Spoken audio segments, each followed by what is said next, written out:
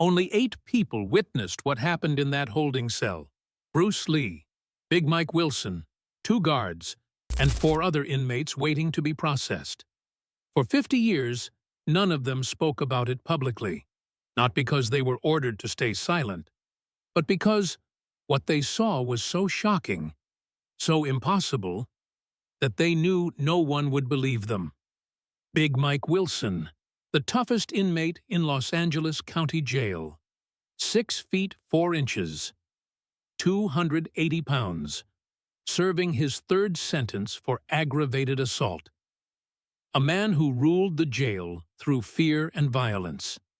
A man who had never been beaten, not once in 15 years of incarceration.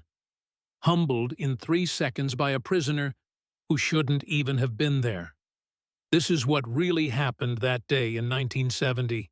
This is the story they never told. Los Angeles, California, L.A. County Jail, March 8, 1970, Sunday afternoon, 2:30 p.m. The holding cell is small. Concrete walls painted institutional gray. Metal benches bolted to the floor. A single barred window near the ceiling letting in weak afternoon light. The air is thick, stale, the smell of sweat and disinfectant. This is where they keep new arrestees before processing, before mug shots, before fingerprints, before the system decides what to do with you. 6 men sit in that cell, waiting.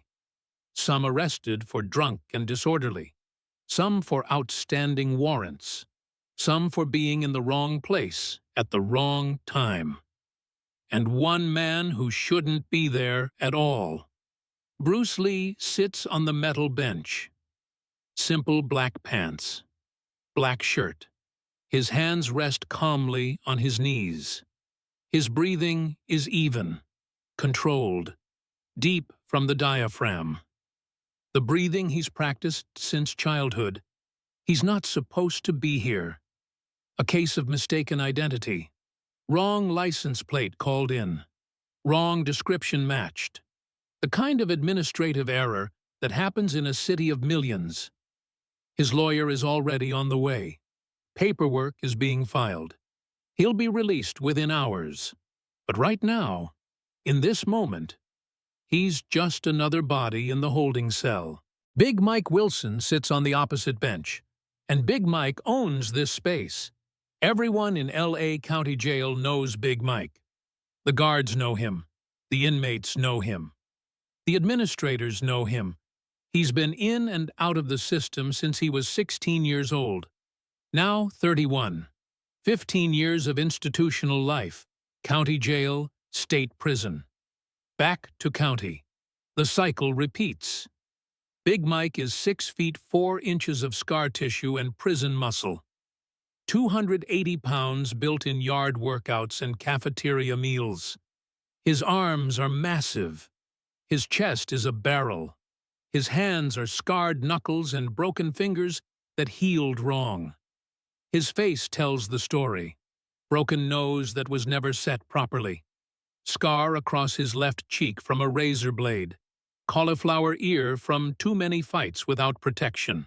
Eyes that have seen violence and caused violence. Prison tattoos cover his forearms. Each one marks a year served, a fight won, a lesson learned the hard way. A teardrop under his left eye. Gang symbols on his knuckles. This is a man who learned to survive through dominance, through making others afraid, through establishing hierarchy immediately. And when Big Mike sees Bruce Lee sit down on that bench, something triggers. This small Chinese guy, maybe 140 pounds, sitting quietly, not showing proper deference, not acknowledging Big Mike's presence, not showing fear. That bothers Big Mike, because fear is respect in this world, and everyone shows Big Mike respect. Big Mike has a reputation to maintain, even in a holding cell. especially in a holding cell, because word spreads. Inmates talk. Guards talk. The jail is a small ecosystem where information flows constantly. If you let someone sit without acknowledging you, you look weak. And weakness in jail is death. Weakness means someone else will test you. Then another, until you're the victim instead of the predator. So Big Mike does what Big Mike always does. He establishes dominance. Hey, you. His voice is deep, loud, fills the small space. Bruce doesn't respond, doesn't look up, just sits there, breathing, calm. His eyes are open but unfocused, meditative. Big Mike's jaw tightens. I'm talking to you, Chinese boy. The other inmates shift uncomfortably. They know what's coming. They've seen this before. The new guy doesn't show respect. Big Mike teaches him. Someone gets hurt. The guards come. Everyone's processing gets delayed. Bruce finally looks up, meets Big Mike's eyes. You talking to me? His voice is calm. No aggression, just a question. Yeah, I'm talking to you. You deaf? I'm not deaf. Then why didn't you answer? Because I didn't think you were talking to me. Big Mike stands up. His full height is intimidating. In the small cell, he seems even bigger. His shadow falls across Bruce. You got a smart mouth. I don't like smart mouths. Bruce stays seated. I'm not trying to be smart. I'm just waiting to be processed. You know who I am? No, I'm Big Mike. I run things here. Bruce nods slowly. Okay. Okay? That's all you got to say. What would you like me to say? One of the other inmates whispers to his cellmate. This Chinese dude is about to get destroyed. Another inmate, an older man who's been through the system multiple times, shakes his head slightly. He's seen this pattern before. The quiet ones are sometimes the dangerous ones. The ones who don't need to puff up or posture. But Big Mike doesn't notice the warning signs. Big Mike only sees what he wants to see. A challenge, a threat to his authority. Big Mike steps closer, standing over Bruce now, using his size, his presence, the intimidation that has worked hundreds of times before. Stand up when I'm talking to you. Bruce doesn't move. I'm comfortable sitting. I said stand up. And I said I'm comfortable. The tension in the cell is electric. The other inmates press against the walls, getting out of the way, creating space for what's about to happen. They know the dance. They've seen it before. One of them calls out to the guard station. Guard, we got a situation in here. But the guards are at the other end of the hall. They hear the call, but they're not rushing. They've seen Big Mike before. They'll let him establish order. Then they'll come write the report. That's how it works. Bruce finally stands, not because Big Mike told him to, but because staying seated puts him at a tactical disadvantage. He rises smoothly, economically, no wasted movement. And the height difference is absurd. Big Mike towers over him, has 140 pounds on him, could probably pick Bruce up with one hand. The other inmates are already wincing. They've seen Big Mike hurt people, seen him put men in the hospital, broken ribs, broken jaws, concussions. This small Chinese guy doesn't stand a chance. Big Mike smiles. It's not a friendly smile. It's the smile of a predator who knows he's already won. You made a mistake, little man. You should have shown respect. I meant no disrespect, Bruce says calmly. Too late for that. Now you're gonna learn. Learn what? Learn that when Big Mike talks, you listen. You answer. You show respect. Bruce's expression doesn't change. I understand you believe that. Believe, I know that. And you're about to know it too. Big Mike reaches out. His plan is simple. Grab this little guy by the shirt, slam him against the wall, make him cry, make him beg. Establish dominance. Show everyone in the cell who runs things. His large hand moves toward Bruce's chest. Fast for a man his size, faster than the other inmates expected, but not fast enough. What happens next occurs in 3 seconds, but those 3 seconds will be analyzed by the 8 witnesses for the rest of their lives. Bruce moves. His left hand rises, not blocking Big Mike's reaching hand, intercepting it. His fingers touch Big Mike's wrist, the lightest contact, like a feather. But it's enough. The angle changes. Big Mike's hand is redirected, just inches off target, just enough to miss. Simultaneously, Bruce's right hand shoots forward. Not a wide punch, not a haymaker. A short, compact strike. His fist travels maybe 8 inches. The power generated not from arm strength but from his entire body, working as one unit. Feet, legs, hips, torso, shoulder, arm, fist, all aligned, all synchronized, aimed at a precise point on Big Mike's body, the solar plexus, that vulnerable spot just below the sternum where the diaphragm attaches. The impact is surgical, perfect.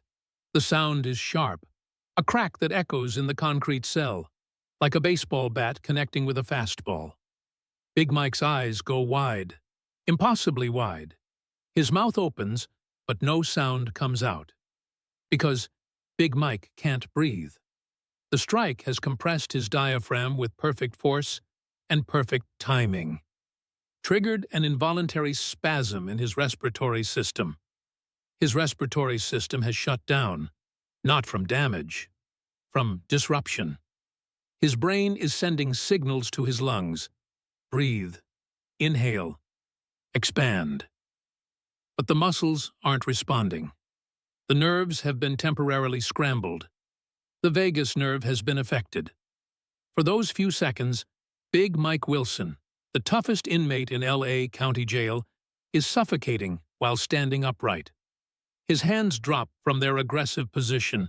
They go to his chest, clutching, desperate, trying to fix what's wrong, trying to force his body to obey his commands. His knees buckle. 280 pounds of prison muscle begins to collapse. Bruce steps aside, calmly, efficiently, letting gravity do its work.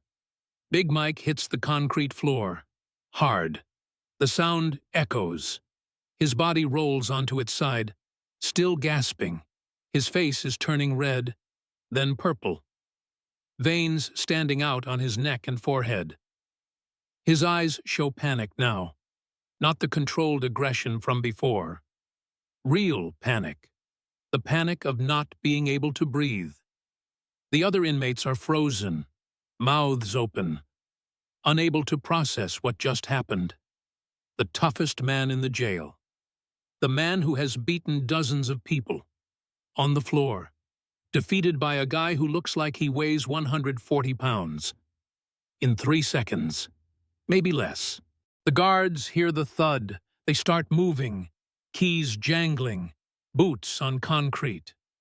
They reach the cell expecting to see Big Mike standing over a broken body. What they see instead stops them. Big Mike on the floor, gasping like a fish out of water. Bruce standing calmly. Not a scratch on him, not even breathing hard. His expression shows no triumph, no pride, just calm awareness. The senior guard, Officer Martinez, has worked at L.A. County for 12 years. He's seen Big Mike fight, seen him hospitalize people. He's never seen Big Mike on the floor. "What the hell happened here?" One of the inmates speaks up, his voice shaky. "Big Mike tried to jump the Chinese guy. Chinese guy put him down. 3 seconds, maybe less." Officer Martinez looks at Bruce. really looks at him for the first time. Small frame, calm demeanor, standing there like nothing happened. "You do this?" Bruce nods. "He grabbed at me. I defended myself. You know who that is?" He told me. "Big Mike." "And you just put down Big Mike?" "He couldn't breathe for a moment. He'll be fine." Martinez looks at Big Mike, still on the floor, but the spasm is starting to release. Air is returning to his lungs in desperate gasps. "You hurt him bad?" "No permanent damage. His diaphragm spasmed. It's passing now." The second guard, Officer Chen, kneels beside Big Mike, checking his vitals, his breathing. After about 30 seconds total from the strike, Big Mike is breathing normally again, still shaken, still disoriented, but not injured. Officer Chen helps Big Mike sit up. Big Mike looks at Bruce, really looks at him, with new eyes, with the eyes of someone whose entire worldview just shattered. "What are you?" Big Mike's voice is hoarse. Bruce's expression is respectful. "Just someone who knows how to defend himself. I've fought hundreds of people. Ain't nobody ever done that to me, because nobody knew where to strike, or how." "You some kind of kung fu guy?" "Something like that." Big Mike touches his chest where Bruce struck. "I couldn't breathe. Thought I was dying." "You weren't dying. Your body's automatic response was triggered. It's temporary." "What the hell you doing in county lockup?" Officer Martinez answers. "Mistaken identity. Wrong plates called in. We're processing his release right now." Big Mike laughs. It's a rough sound, bitter. "Mistaken identity. That's perfect. I tried to punk a guy who shouldn't even be here." "You didn't know," Bruce says simply. "No, I didn't know, but I should have." "Why should you have known?" "Because guys who can really fight don't need to act tough. They just sit quiet, like you were doing." Officer Martinez makes a decision. "All right, we're separating you two. Lee, you're coming with me. We'll finish your processing in a different area." Bruce nods, picks up his belongings, a small bag with his wallet and keys. As he walks toward the cell door, Big Mike speaks. "Hey, Lee." Bruce turns. "What you did? That's some kind of secret kung fu?" "Not secret, just precise. Understanding anatomy." "Could you teach that?" "I teach, but you're probably going to be here a while." "Yeah, I got 6 months, minimum." Bruce nods. "When you get out, look me up. I have a school in Los Angeles, Chinatown. Ask around. People know where to find me." "You serious?" "I'm serious. You're strong. You're tough. But strength and toughness aren't the same as skill. If you want to learn the difference, I'll teach you." Big Mike is processing this. The man who just humiliated him is offering to teach him. "Why would you do that?" "Because you challenged your assumption just now. You learned something. That's the first step. Most people never take it." The other inmates are watching this exchange in silence. This is not how these situations usually end. Usually it's violence and revenge and escalation. This is something else. This is respect. This is growth. Officer Martinez escorts Bruce down the hallway, away from the holding cell, toward processing. As they walk, Martinez speaks quietly. "I've worked here 12 years. I've seen Big Mike fight maybe 20 times. He's never gone down. Never." "He went down because he didn't know what he was facing," Bruce says. "Most people don't know what they're facing until it's too late." "What are you? Special forces? Some kind of government guy?" "I'm a martial arts instructor. I teach Wing Chun and Jeet Kune Do." "That what you just did?" part of it. The principle is simple. Find the vulnerable point. Strike with precision. Use the opponent's commitment against them. And that works against someone 140 pounds heavier. Size matters, but it's not the only thing that matters. Knowledge matters. Precision matters. Understanding the human body matters. They reach the processing area. Martinez hands Bruce's paperwork to the clerk. His lawyer filed the release. Mistaken identity. Clean him out. The clerk nods, starts the paperwork. Martinez looks at Bruce. For what it's worth, you probably saved us some trouble. Big Mike was going to hurt someone today. Better it was him who learned on the lesson.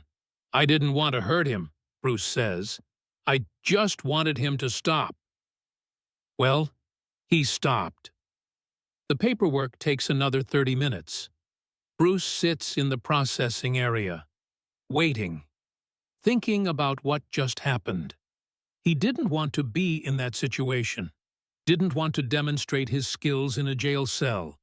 But Big Mike didn't give him a choice. And in those 3 seconds, Bruce did what he's trained his entire life to do: defend himself efficiently, precisely, without causing permanent harm. Finally, the clerk calls his name. Lee, Bruce Lee, you're clear. Sign here.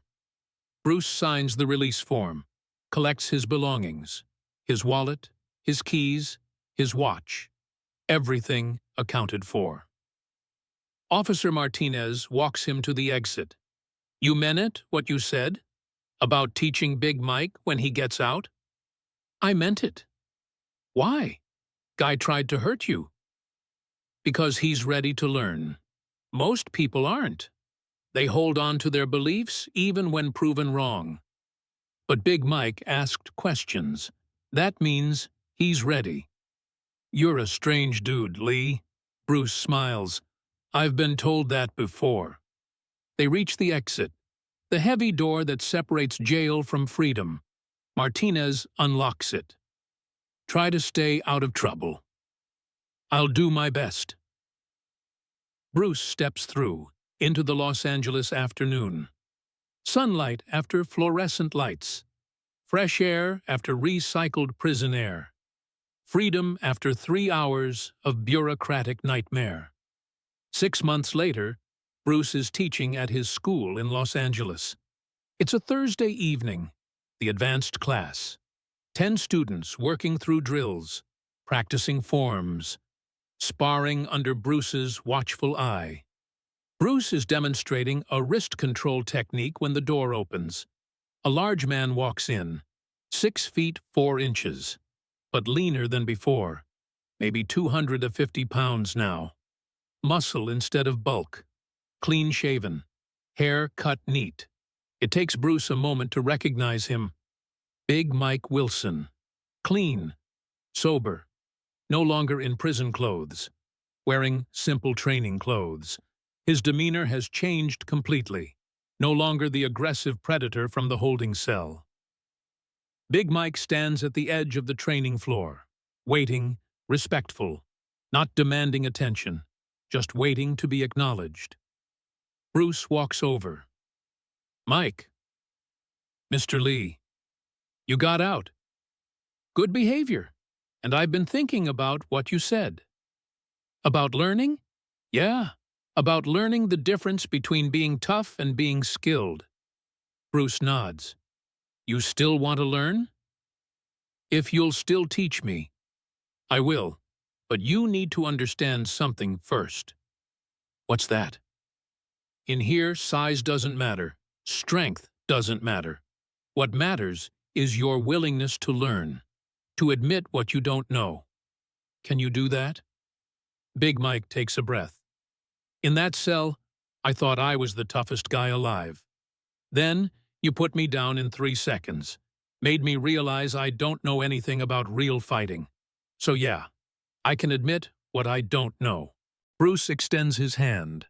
Big Mike shakes it. Welcome to the school.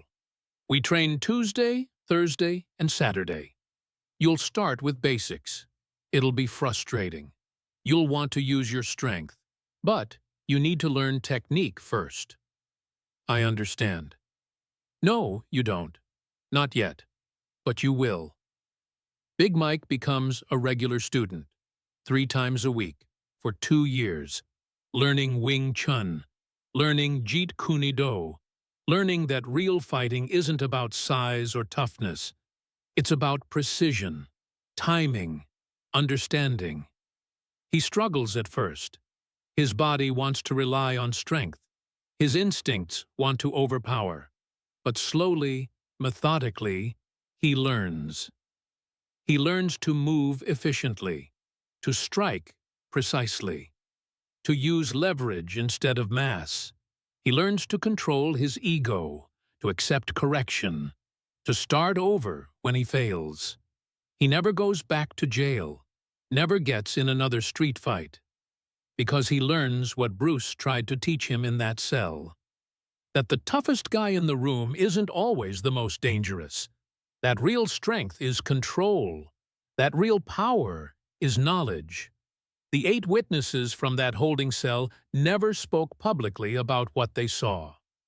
The 2 guards couldn't officially report it without explaining why they let a confrontation develop. The 4 other inmates got processed and released and moved on with their lives. But they all remembered. They all carried the memory of 3 seconds that defied everything they understood about fighting, about size, about toughness. Big Mike Wilson became one of Bruce Lee's most dedicated students. And years later, after Bruce's death in 1973, Big Mike would tell the story to his own students. Not to brag, but to teach, to show them that ego is the enemy, that assumptions are dangerous, that real learning begins with humility. March 8, 1970. L.A. County Jail holding cell. 3 seconds that changed one man's life. 3 seconds that proved knowledge defeats size. 3 seconds that showed the difference between being tough and being skilled. And those 3 seconds changed everything Big Mike Wilson thought he knew about fighting.